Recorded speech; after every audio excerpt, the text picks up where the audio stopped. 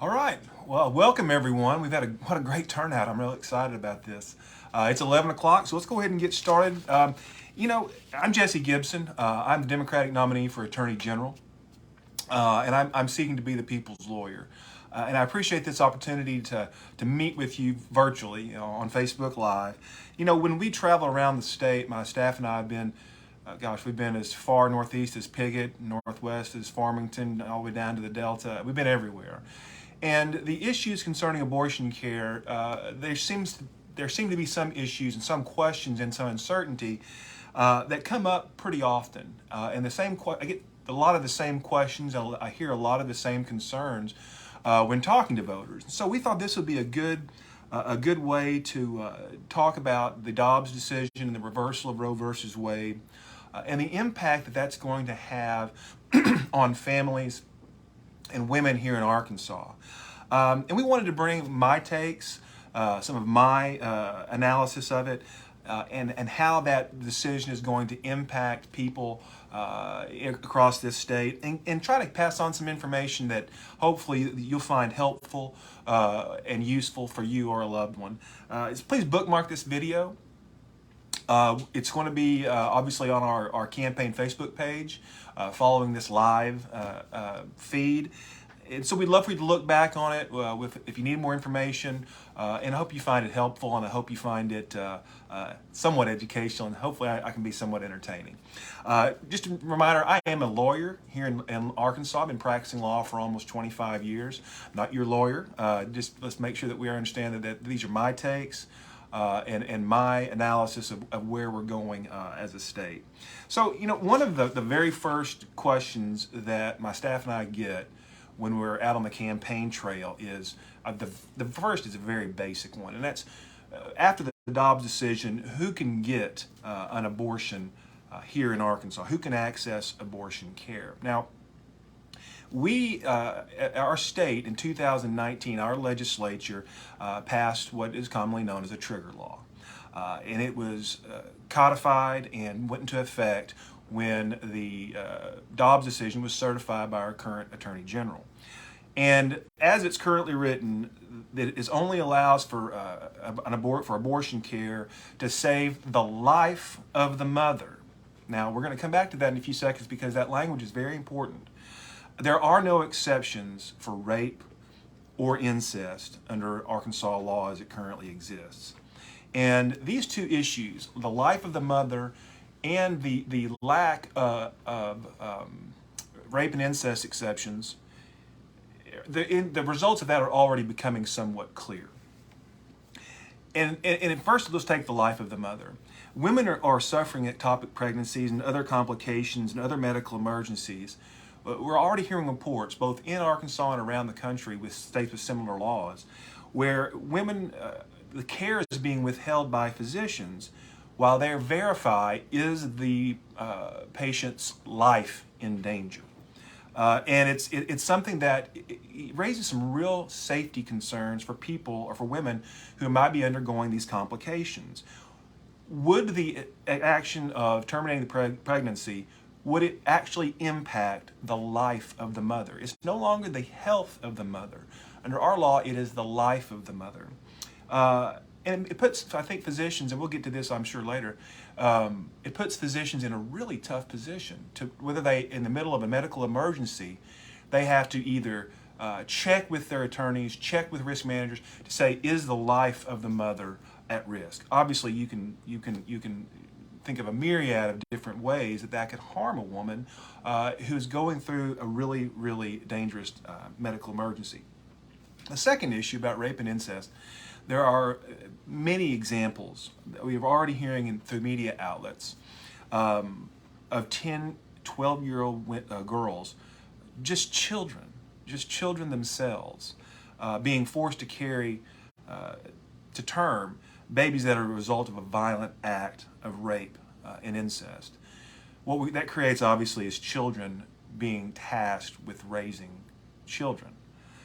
What I find most disturbing about this, and why I find this to be some of the worst part of our politics, is that even the sponsors of this legislation, even the governor who signed it into law, now say, well, they don't really like this rape and incest, the lack of a rape or incest exception. But there will be people harmed. There will be women harmed by this law, by this not including the rape and incest exception. I think it's part of the worst part of our politics that we're just willing to accept those kinds of situations in the hope that maybe it'll one day be changed. So that's where the current law is in the state of Arkansas. There are very limited exceptions. There are very limited ways to obtain abortion care in Arkansas. And I really do think it creates a lot of safety concerns for women. So we got some of these questions through last night. Some people were nice enough to get their questions to us through the chat last night. Another one we get a lot is that under this 2019 law, what exactly defines, quote unquote, the life of the mother? Great. It's a great question, and as I mentioned earlier, it's one that is really, really unclear. I tend to call it a kind of a dystopian experiment with so many unanswered questions. The current law defines life as conception, but it does not really clarify what exactly threatens the life of the mother. Is the life of the mother when she's brain dead because doctors were concerned that if they performed abortion care, they would bleed out or their life would otherwise be in danger? Or is damage to the fallopian tube in a potential ectopic pregnancy, is that enough?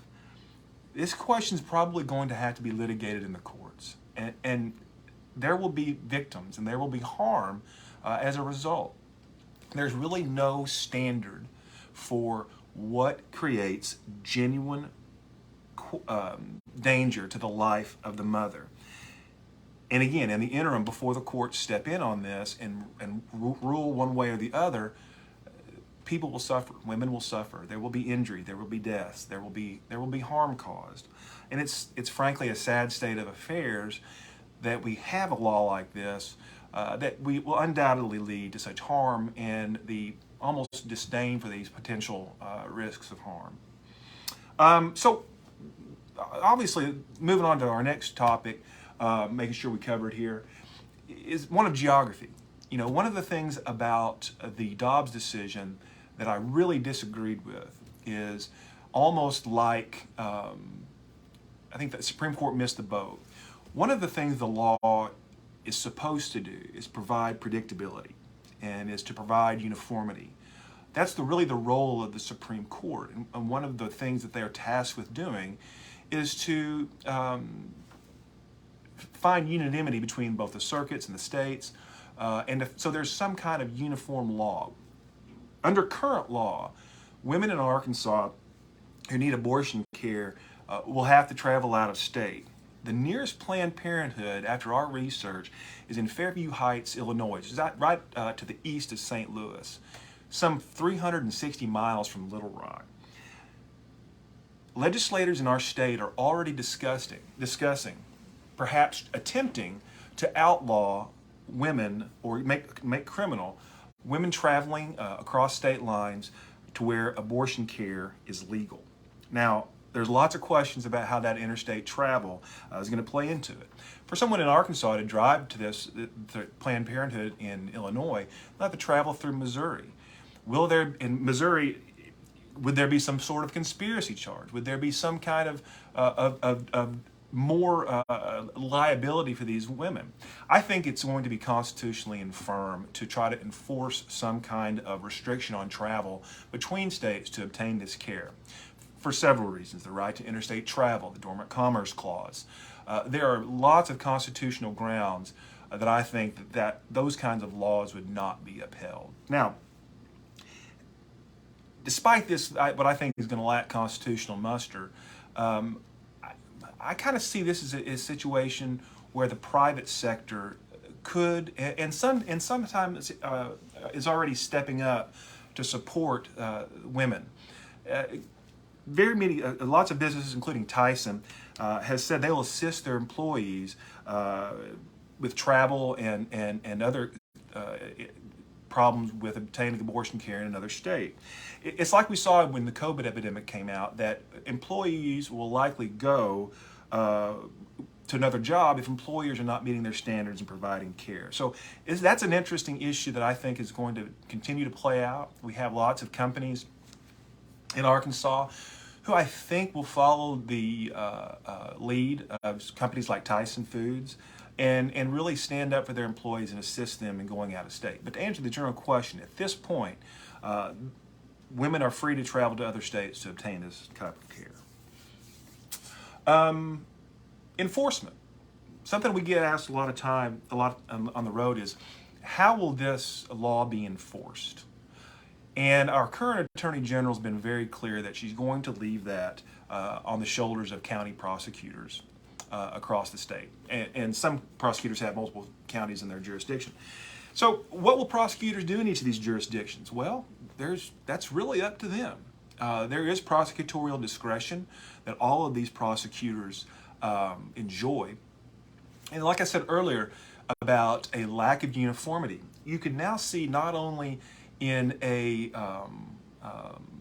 difference in state to state, but within those states, it could be a county by county difference. It could be something where it might be pursued and prosecuted in one county, perhaps not another county. And prosecutors are supposed to be non-political.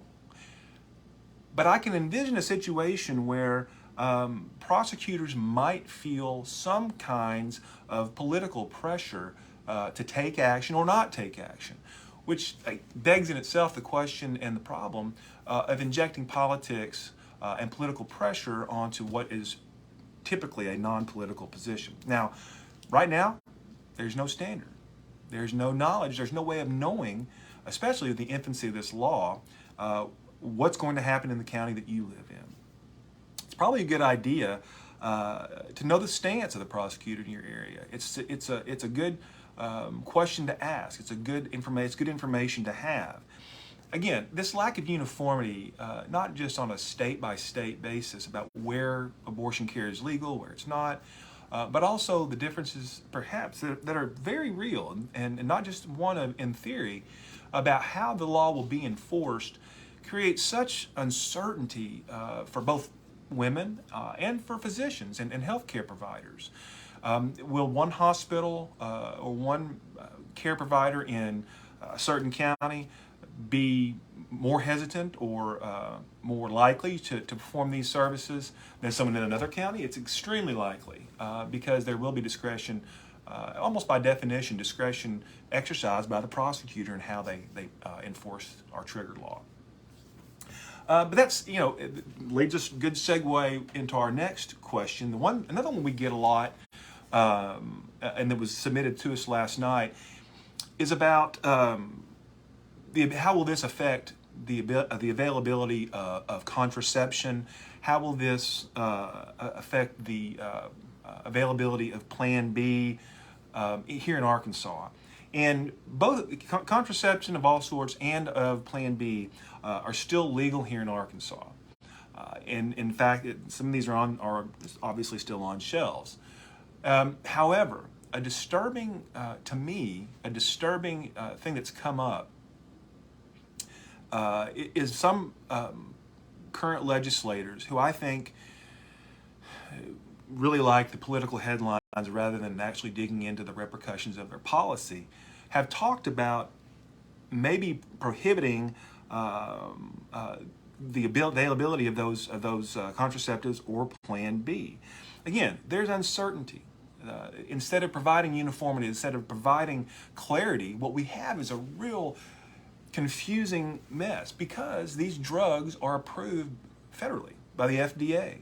And recently, the federal government's taken actions to assure states and to assure people and women in states where abortion has been criminalized that those drugs are still available. They're still able to be obtained under federal law and still be available here in Arkansas.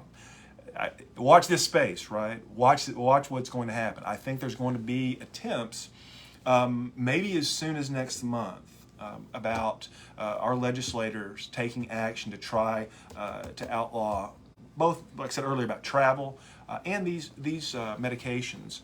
there's a special session being called on the issue of tax cuts. But as we've found out many times, the call does not prohibit legislators from filing bills and proposing legislation on whatever they choose. Now, it may not be something, since it wouldn't be on the call, the governor's call, that the houses of our legislature can take up. But that doesn't mean it can't be filed and be brought forth and discussed and debated. So again, pay attention, perhaps as soon as next month. Now, God, these issues are so personal, and these issues are so wide-ranging that the issues really kind of boggle the mind about how it might affect people. And I can't remember where we were, but we had a conversation with a woman within the last couple of weeks who was very concerned about her home situation and how that she'd been a victim of domestic violence. And she educated me on a lot of things that I was not aware of, and I really appreciated her bringing forth her situation about how the new law or trigger law might really affect her and her sad situation that she was trying to extricate herself from. And we already know that women that are in serious domestic violence situations have to leave on average, again, an average, of 3 times before they ever are able to leave for good. And there's a lot of reasons for this, specifically that there's often children are already involved, and the partner that really controls the financial purse strings makes it difficult for that woman to take the children and start over. I think this legislation is going to make it that much harder for women in domestic violence situations to leave, because their options are limited. Their ability to extricate themselves from a dangerous, potentially fatal situation is really hindered. Now, it's not only that, but it's also the children. The longer a woman is in a violent domestic situation, the longer the period of time, the greater the risk of serious harm or fatality, not just of the woman, but for children. And keeping folks in that situation longer periods of time, we see where the possibility for even additional harm is going. These are, we've kind of been a little bit nonlinear here, but what I see more than anything that's concerning to me is that all of these issues that come up to us on the campaign trail will undoubtedly lead to harm to women in our state. Harm to something like you just mentioned a second ago, to the most vulnerable situations that women might find themselves in. And it's concerning in my campaign for Attorney General how I want to protect and stand up for the people of this state.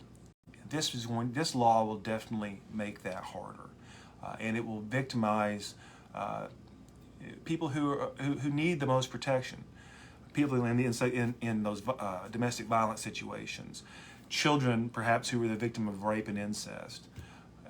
These folks need a lot more protection. They need a lot more help, other than the sponsors of this bill and our governor saying, well, we can just look at that down the road. How many people being harmed or potentially killed is enough? Is one acceptable? I think there is no number that's acceptable to me, but that's where this law is going to take us. Anyway, so I think we have the chat has been really active. Do we have do we have a question? I want to be respectful of first in time. Can you give me the first one? Cassidy Wilkins, will doctors be prosecuted? Okay, I gotta see it. Cassidy Wilkins, thank you, Cassidy. It says Cassidy works in healthcare. And her question, I believe, is, will doctors and healthcare professionals actually be prosecuted? Great question. Yes. I can't make this any clearer than a simple yes. As the law is written, doctors, and not women seeking abortion care will be prosecuted if abortions are performed or abortion medications prescribed. Now, there are 75 counties in Arkansas, a myriad of prosecutors. And we mentioned a second ago about that prosecutorial discretion and how there won't always be uniformity. But I can't imagine that it wouldn't happen, and it wouldn't happen soon. It's just a matter of mathematics. If you have the number of counties, the number of healthcare providers, the number of women who are in need of this kind of care, mathematics tells you that it will happen. And I do think there will be situations where a prosecutor potentially tries to make an example of someone to illustrate perhaps some kind of political bona fides to appeal to certain groups. It's sad, but I do think that it's just a matter of the scope of the issue and the number of people seeking care, the number of people that potentially providing care, and as we mentioned, those really tough decisions, those really, really tough calls that doctors are almost certainly going to be put in, that it's going to happen. It puts the healthcare professionals in a ridiculously precarious position, ultimately lead them to perhaps withholding care that women need to save their medical license and profession. It's a really hard position for healthcare professionals to be in, but I can't see a situation that it won't happen. I think it definitely will.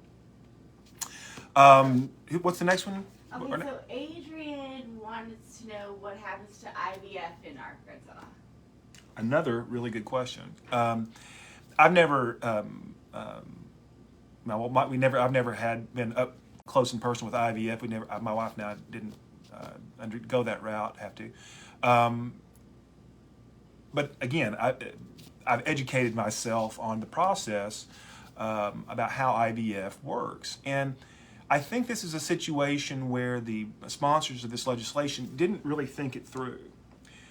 They didn't really think through what the possible repercussions, even if they were unintended, would really be. So many of you already know, but the way most IVF works is that there'll be multiple embryos, and when one's implanted and begins to take and to grow, the ones that are not utilized are not necessary and are discarded. Well, what now? Our new state ban doesn't explicitly cover these embryos that are created outside the womb, but the Dobbs decision overturning Roe, it could make it very easy to put restrictions and to find criminal and put controls on genetic testing, storage, disposal of the embryos. Is that an abortion? Is that a criminal act under our trigger law? It's a really tough question, and the real shame of it is that in these situations, again, I've never had to go through this, but I do know quite a few people that have. What you often have are people who are dedicated to and so desperately want to have a child and to take care of that child and to love it and nurture it, and that are perhaps if the Dobbs decision is carried out to a rational end, that these people would never be able to experience the birth of a child and that thing they so desperately want to do, which I find just horrible. I find that to be just a horrible, sad state of affairs. Now, oh wow, we're almost out of time. One thing the chat's moving fast, but what are we going to do about it? What are our course what we can do? Another great question. Thank y'all for all these great questions. So, what are you going to do about it? As Attorney General, this trigger law creates, in my opinion, one of the most horrible Sophie's choices imaginable. Because as Attorney General, you would be stuck between two competing obligations. that I take very seriously. Number one is to protect all women, protect all people in the state of Arkansas, to stand up for them and be their protector, to keep them safe. That's the number one job of the Attorney General. Or upholding your oath to enforce laws and defend laws as written. You can't do both in this situation. For those instances that we just talked about, there will be people that are harmed. So as Attorney General, it's going to be a tough position to be in, because you have to choose upholding your oath or protecting the people that you're tasked with protecting. It's a tough one. It's a very tough decision. That's why I've asked, I think that a lot of times when this bill was passed, I think it was done for political purposes, for people, legislators to say, well, I'm the most pro-life and look what I did, really without ever thinking or believing that Roe versus Wade would ever be overturned. And therefore, there would be no repercussions to their actions. I think it's now kind of like the dog that caught the car. And I don't think that it was really ever thought through. And so I think that there's going to be real pain and real problems moving forward. And it puts us in a really tough position about how we protect women, how we protect people of Arkansas, and also uphold our oath. That's why, since I've always called for, if this is that important, and since it was rushed through our legislature, I believe for political purposes, let the people have a voice on this. And perhaps in the position or in the stance of a proposed referred question or initiated act, let the people say that whether we want to do this or not. Let the people say whether or not we want to have rape and incest exceptions. Let the people say whether the life of the mother or the health of the mother is what we're focused on. I think that's really where we'll find that this is not a popular law. This is something that will harm people, and this is something that the people really, I don't believe, want. Are there more questions in the chat? We can look and see if we can. We're almost out of time. I really want to be respectful of everyone's time. 30 minutes seemed like a long time, but it goes fast when you have such good questions. There's a question in the chat about indicating to be on the ballot. So there's several ways that issues like this can be put before the people. There's a referred question from the legislature. I don't expect that to happen. But there's also initiated acts by the people themselves using the petition process. I think this is important enough to go ahead and look at that and to see ways that this can be before the people. But that's the most likely is going to be an initiated act. Another great question that says, are we at risk as patients from even discussing this with physicians? This is another great question. Potentially. Unfortunately, there is possibility that could happen. How?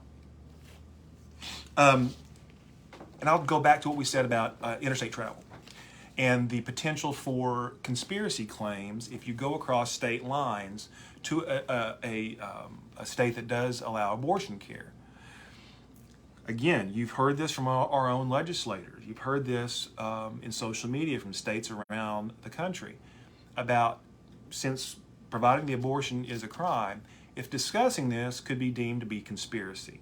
Okay, the definition of conspiracy is more than several people discussing commission of a criminal act.